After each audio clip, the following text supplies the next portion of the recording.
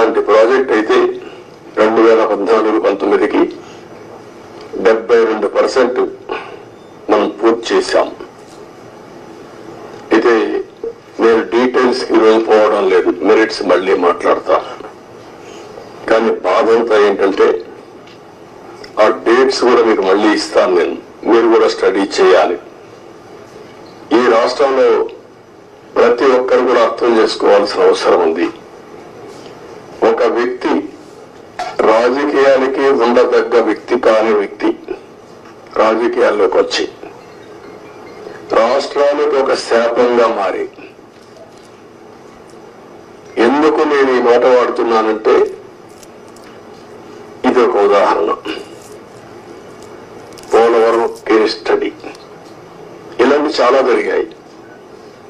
అతిపెద్ద తప్పు కాదు, తప్పు కంటే కూడా ఒక శాపంగా మార్చేశారు రాష్ట్రానికి. మామూలు కాదు ఇది, క్షమించరాని నేరం కూడా. ఒక చిన్న తప్పు చేసేదో అనుకుంటాం, అలాంటి పెద్ద ఇది చేసి డయాఫామ్ వాల్. ఇక్కడుండే ప్రెస్ లో మీరు చాలా మంది ఉంటారు. నేను దగ్గర 30 సార్లు వచ్చే 31సారి ఈ ప్రాజెక్ట్ కి. నా మనసంతా ఈ ప్రాజెక్ట్ మీద ఉంటుంది. అందరికంటే ఎక్కువ బాధపడే వ్యక్తిని నేనే. నా కష్టాన్ని బూడిదలో పోసిన పన్నీరుగా చేశారు. ఎందుకు ఈ మాట వాడుతున్నారంటే పండగ రోజు కూడా నాగపూర్కి వెళ్ళి,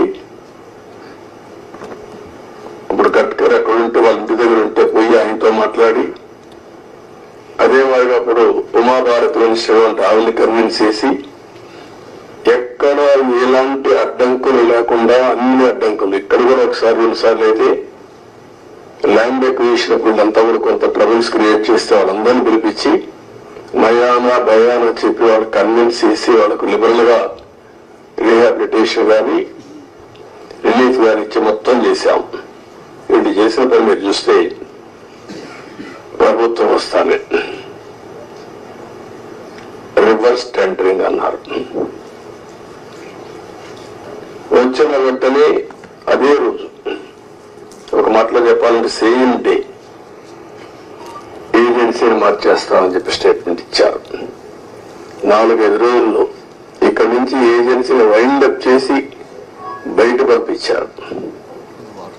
ఉండే స్టాఫ్ అంతా మార్చేశారు.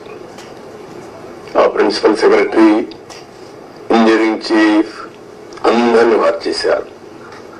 అక్కడి నుంచి ఎవ్వరికి తెలియని వ్యక్తులు పెట్టేశారు. ఇక్కడ 19-20 వరదలు వచ్చాయి. గోదావరి వరదలు వస్తే ఎంత తీవ్రంగా వస్తాయో మనందరికీ తెలుసు.